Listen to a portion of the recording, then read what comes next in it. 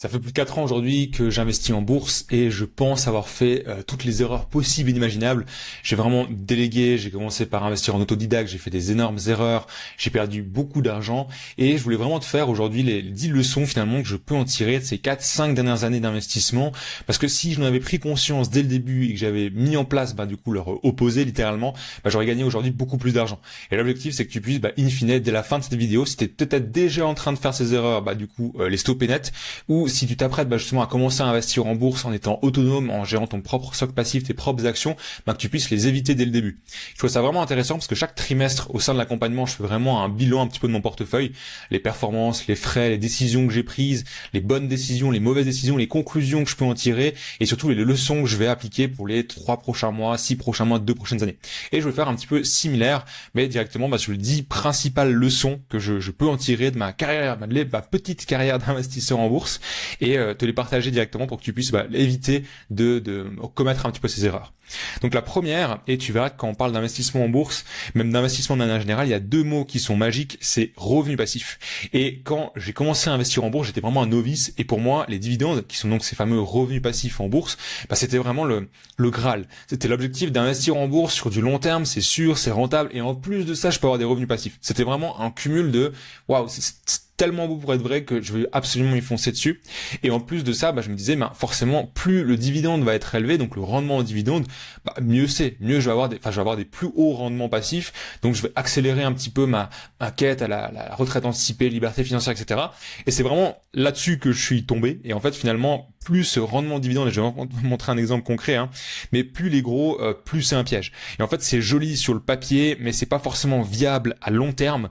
Et si tu bases toute ta stratégie sur les dividendes, et vraiment certains types de dividendes, à mon sens, tu peux déjà commencer à croiser les doigts. Pourquoi ? Parce que quand on regarde en fait le dividende, on va regarder le yield, donc le rendement en dividende, et souvent on va regarder du coup les entreprises qui ont un rendement qui est supérieur à 2% ou bien le plus élevé possible. Et ce que je vais te montrer, c'était AT&T, qui est du coup une boîte que j'avais sur laquelle j'avais investi à l'époque.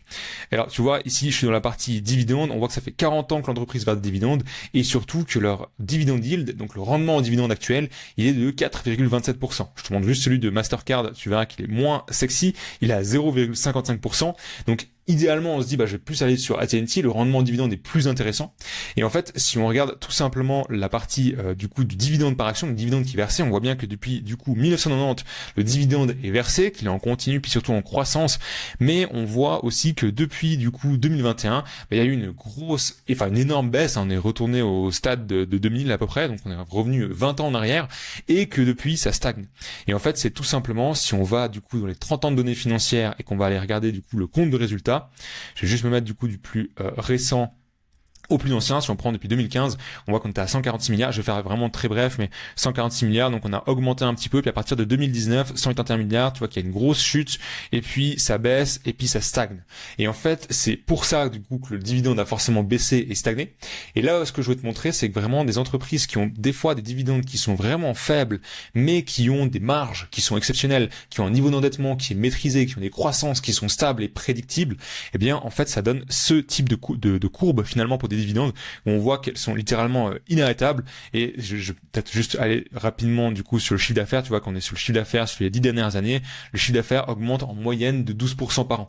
Et en fait, c'est ça qui est intéressant quand tu regardes les dividendes, c'est que il faut mieux aller vers des dividendes qui sont plus faibles mais avec une entreprise plus solide que des dividendes qui sont plus élevés mais avec une entreprise qui est bancale. C'est vraiment tu vas perdre de l'argent à investir dans ces sociétés. Deuxième leçon que j'ai apprise, c'est que diversifier, ça va un petit peu tout et rien dire. Le vrai secret, c'est de se concentrer et de décorréler son risque. Pourquoi je l'ai mise ? Parce que souvent j'échange avec des investisseurs qui me disent que j'ai un petit peu de crypto-monnaie, j'ai un petit peu de bourse, j'ai un petit peu de crowdfunding, j'ai de l'immobilier, puis j'ai un peu de montres, parce que ils ont énormément de choses. Et à mon sens, et j'entends la stratégie de diversification, et je t'apporterai vraiment une nuance par rapport à ça, mais tu vas vraiment diluer en fait tes efforts.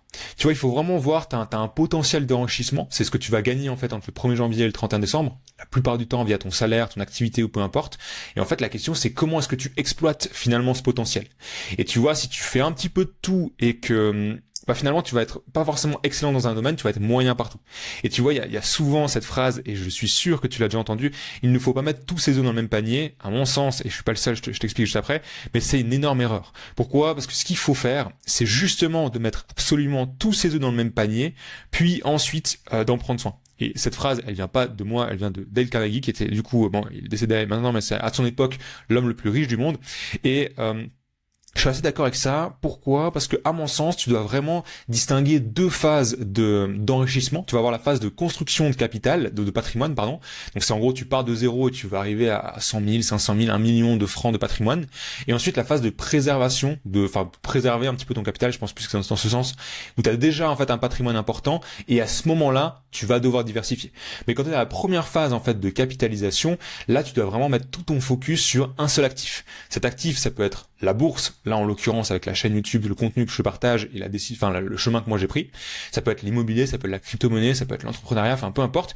Tu dois choisir un actif et vraiment te focus à 100% là-dedans et au sein de cet actif diversifié. Et là, si je te prends par exemple la bourse, tu vas mettre absolument tout ton argent investi en bourse et au sein du coup de l'investissement en bourse, eh bien c'est là que tu vas venir décorréler en fait ton risque en prenant des actions qui vont être dans des industries différentes, pas forcément des secteurs. Ici, un élément que je voulais te montrer, c'est sur Zone Bourse, tu verras que tu peux avoir, alors on a 11 secteurs différents en bourse, hein, mais donc simplement si tu prends des actions qui sont dans le secteur de la santé, dans le secteur de la finance, dans le secteur des consommations discrétionnaires, ce qu'on appelle les valeurs industrielles, les matériaux de base, l'énergie, etc., tu vas déjà avoir des actions, des entreprises qui vont réagir différemment selon ce qui se passe d'un point de vue économique, selon ce qui se passe d'un point de vue micro, donc au sein de l'entreprise, et tu pourrais même aller encore plus loin en regardant en fait les industries dans ces secteurs. Pas juste diversifier avec les 11 secteurs disponibles, mais vraiment aller dans les différentes industries. Parce que tu verras que si je prends au sein de la secteur de la santé, eh bien, les entreprises qui sont vraiment dans la recherche pharmaceutique et médicale vont pas réagir de la même façon que ceux qui vont concrètement vendre, en fait, des médicaments ou des vaccins, ce genre de choses. Et tu peux diversifier, en fait, au sein de l'actif que tu as choisi.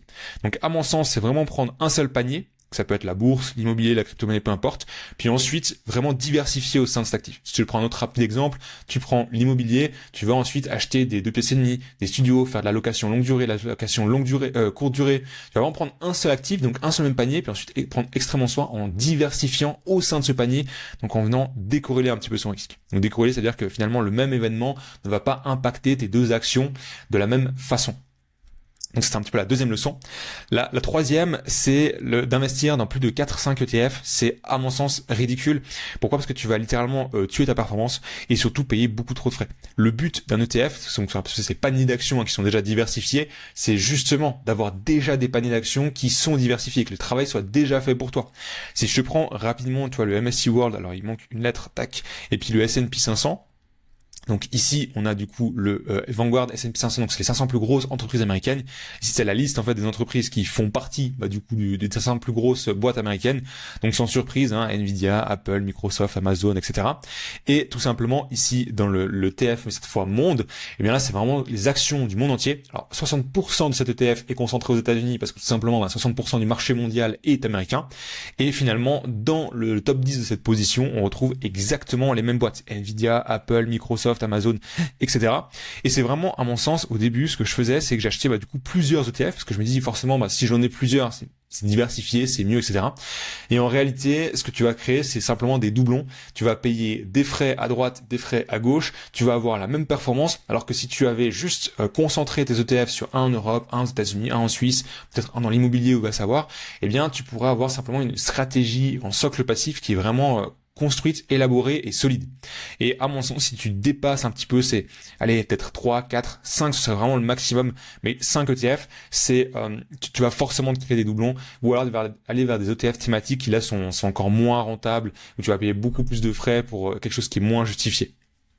Erreur numéro 4, c'est que l'émotionnel est sous-estimé par 98% des investisseurs.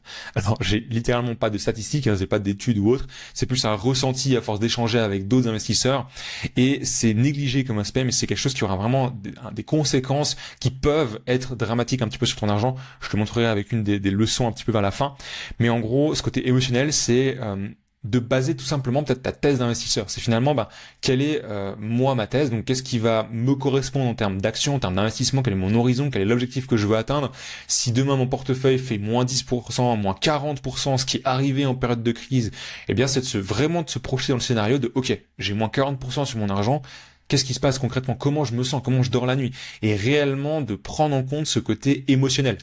Tous les investisseurs avec lesquels j'échange ont uniquement ce côté rationnel un petit peu en tête de tiens, j'investis 100 francs par mois, ça me fait 7-8%, il y a 0,3% de frais ou autre, je fais ça sur 10 ans et c'est très terre à terre, tac tac tac, étape 1, 2, 3, 4 et c'est vraiment très factuel. Mais en réalité, l'investissement c'est à mon sens un bon équilibre entre 50-50, entre rationnel et émotionnel et il faut vraiment prendre en compte ce côté finalement comment est-ce que moi je me sens si j'ai une perte, voire même l'opposé, si j'ai un gain, comment est-ce que je réagis si vraiment j'ai investi sur la future pépite, est-ce que je vends une petite partie, est-ce que je conserve, comment est-ce que je fais? Et c'est vraiment prendre en compte finalement ce côté émotionnel pour ta stratégie d'investissement. Erreur numéro 5, c'est alors ici c'est assez intéressant parce que je vais pas dire que j'en fais partie, mais c'est un milieu dans lequel j'évolue et du coup je côtoie assez régulièrement, mais que si sur YouTube, voire toute plateforme confondue, que ce soit sur Instagram, la publicité ou peu importe, quand la personne dit cette action il faut l'acheter pour XY raison, c'est maintenant, c'est l'occasion du siècle, c'est les top 5 actions avant fin 2025, c'est les top 10 actions de 2026, etc.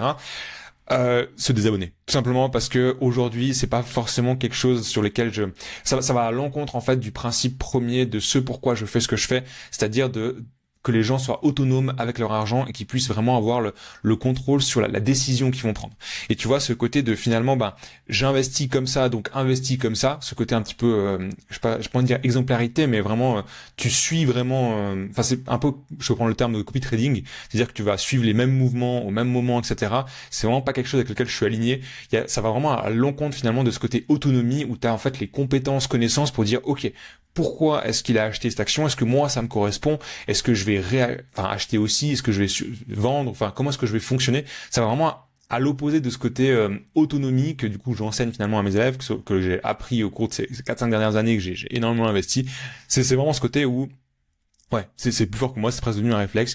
Il y a énormément de bons contenus sur YouTube, Il y en a aussi un petit peu qui sont limites, mais du moment qu'il y a ce côté un petit peu, il faut faire ça, ce côté devoir et pas juste dire voici ce que je fais, si tu veux, fais pareil ou autre, c'est à mon sens un petit peu un red flag.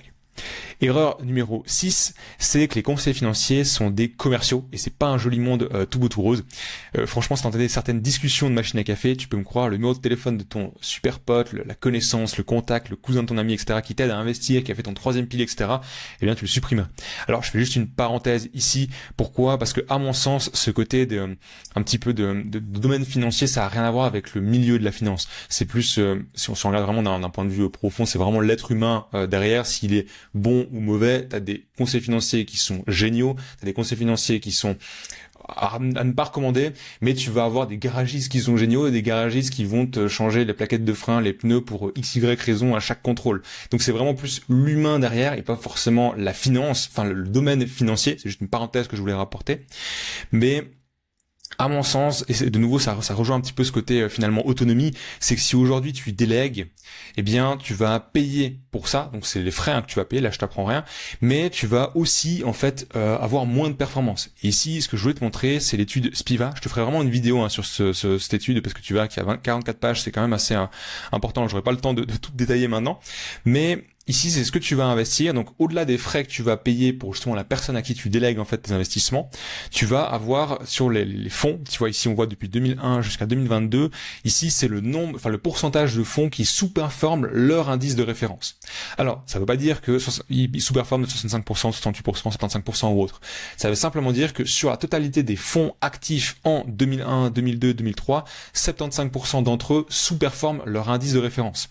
Ici, si je te prends 2021, 85% des fonds actifs sous-performent leur indice de référence. Donc en fait, déléguer finalement la gestion de son argent, tu vas non seulement payer des frais qui vont être extrêmement élevés, où là tu vas littéralement perdre de l'argent sur le long terme, mais en plus de ça, la performance qui te sera délivrée sera moins bonne que si tu avais juste investi par toi-même en étant finalement autonome et vraiment en apprenant à investir avec ton propre socle passif, tes propres actions vraiment de qualité.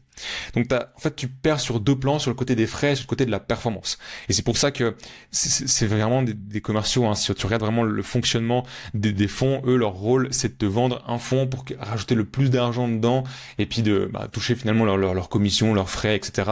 Et c'est pas vraiment le côté de prendre soin de tes finances et puis de t'enrichir in fine. C'est plus un peu une sorte d'illusion, c'est un domaine qui est assez des fois opaque, mais c'est des fois assez un peu c'est toujours intéressant de devenir autonome et pas de juste d'être contraint finalement par manque de connaissances de devoir déléguer.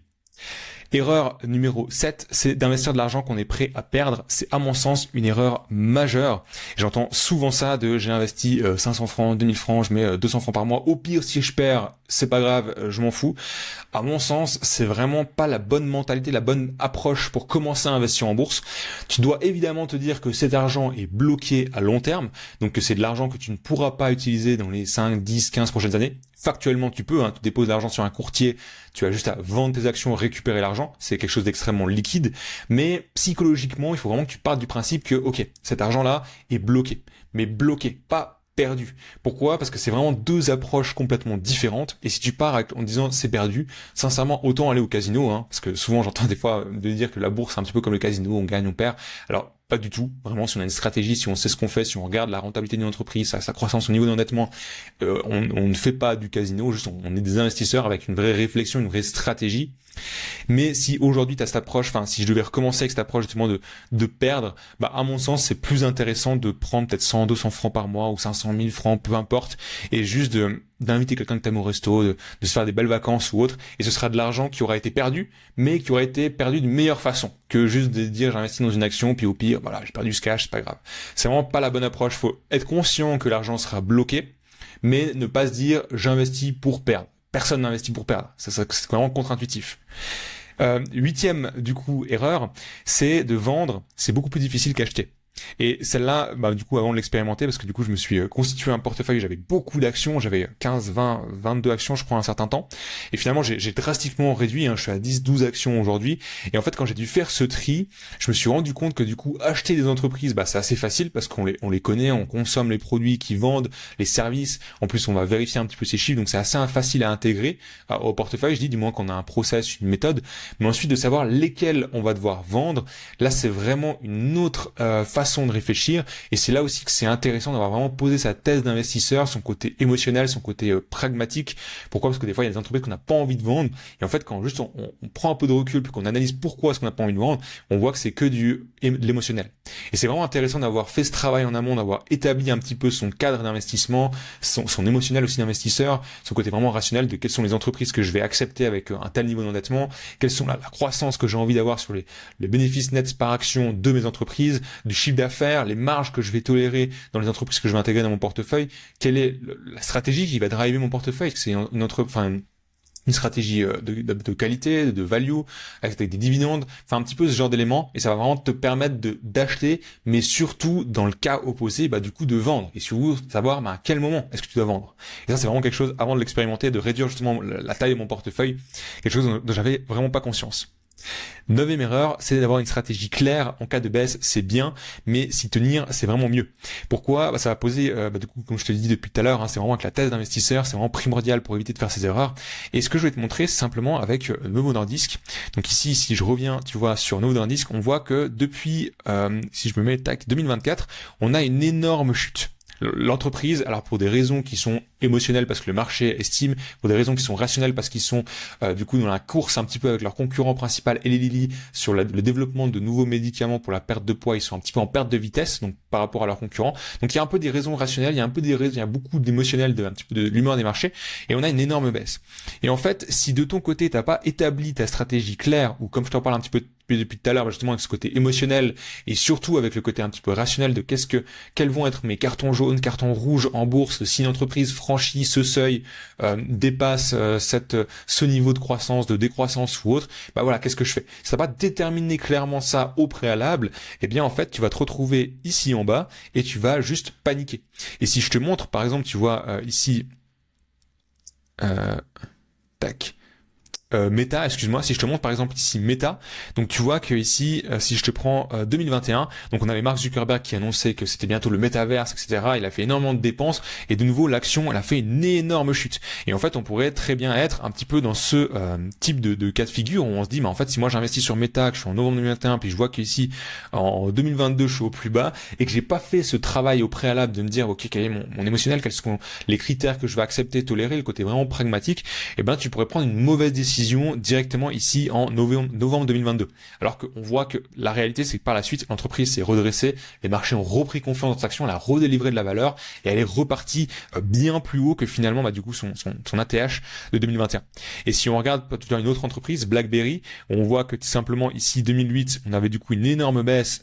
Donc si je te prends, forcément la crise, donc c'était un petit peu pas forcément les trois cas que je te montre, la Novo Nordisk, Meta et puis BlackBerry, c'est pas forcément à prendre au cas par cas puis à les corréler, mais c'est juste pour te montrer un petit peu la courbe, que si t'as pas fait un peu ce travail justement pragmatique, t'as pas ta thèse d'investisseur avant, t'as pas ton plan concrètement, tu peux te retrouver ici par exemple avec une baisse puis te dire finalement quelle est la décision que je vais prendre, et tu vois que la finalité elle est clairement pas la même que du coup une autre entreprise. Et si t'avais pas fait justement déjà ce travail d'analyse et puis d'établir toi quel est ton critère d'investissement, et toi tu peux te retrouver ici à prendre une mauvaise décision, ici à prendre une mauvaise décision, et puis ici à prendre une mauvaise décision. Tout en sachant qu'évidemment, tu ne connais pas la suite.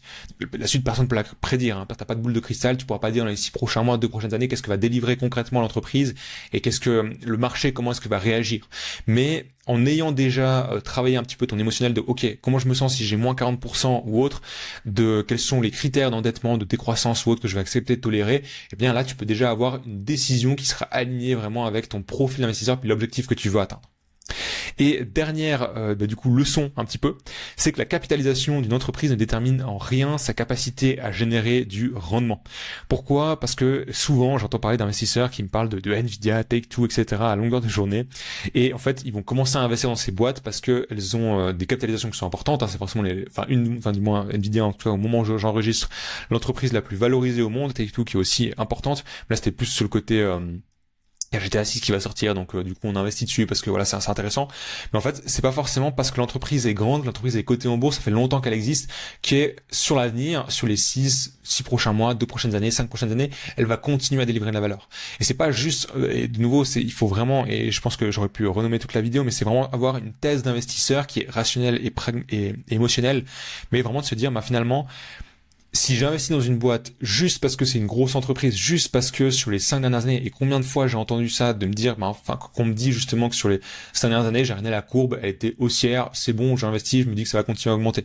Et en fait, c'est totalement faux. Je t'ai montré justement avec l'exemple de BlackBerry, je pourrais te montrer d'autres exemples, il y en a des centaines d'entreprises comme ça en bourse. Mais si t'as pas en fait été regarder les chiffres de l'entreprise, la rentabilité, l'endettement, la valorisation, peut-être la comparer aussi avec d'autres acteurs de même industrie, donc vraiment des concurrents directs, comment est-ce que c'est juste le marché qui est un petit peu en ce moment qui stagne, qui est un petit peu plus difficile, ou etc. Ou est-ce que c'est juste l'entreprise là qui est du coup en déficit? Est-ce que ses concurrents eux sont en train de péter le plafond? C'est vraiment intéressant d'avoir cette analyse entière et pas juste se dire c'est une grosse entreprise, ça fait longtemps qu'elle existe, c'est bon, c'est safe.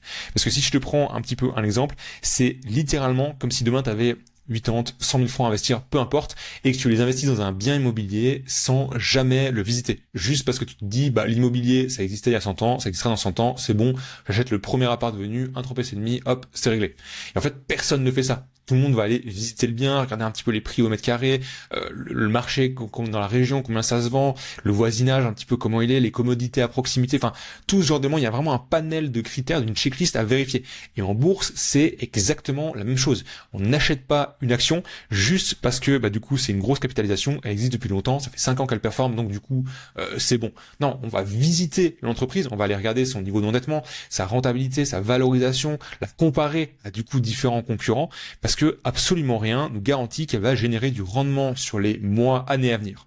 Et ça c'est vraiment une des principales erreurs que j'avais fait au début, c'est de me dire en fait c'est une grosse entreprise, et je t'en ai déjà parlé mais sur cette chaîne, mais c'est vraiment avec Crédit Suisse, je suis en Suisse, la Suisse c'est le pays des banques, je prends la plus grosse banque du pays, elle existe depuis 100 ans, c'est bon, je risque rien, c'est safe, absolument, il y a aucun monde où cette entreprise fait faillite.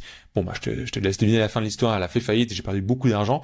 Mais c'est vraiment quelque chose où tu dois absolument déjà comprendre où est-ce que tu as investi ton argent et surtout être capable de lire ses comptes de résultats, ses bilans comptables, ses flux de trésorerie et d'avoir cette compréhension, surtout cette autonomie. Donc voilà pour les 10 erreurs que j'avais principalement faites du coup au cours de ma 4-5 années d'investissement, les leçons un petit peu où j'en ai tiré. Comment est-ce que toi tu peux aussi de ton côté du coup éviter de les réitérer à l'avenir. Si maintenant ça t'intéresse de prendre un raccourci, de vraiment être guidé, accompagné, de faire partie d'une communauté finalement d'investisseurs en Suisse, je te mets directement en description, tu as un lien vers un appel, c'est une audit finance offerte. Tu verras que tu vas peut-être m'envoyer déjà si tu as des documents, déjà des investissements.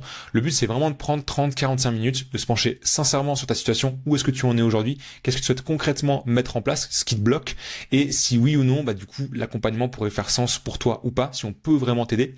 Que ce soit le cas ou pas, tu verras qu'à la fin, tu repars directement avec un premier esquisse, on va dire, de ta thèse d'investisseur et vraiment un plan pour ces 3-6 prochains mois que tu puisses concrètement l'appliquer. Donc voilà, je te remercie pour ton attention. Je te dis à la prochaine pour une future vidéo.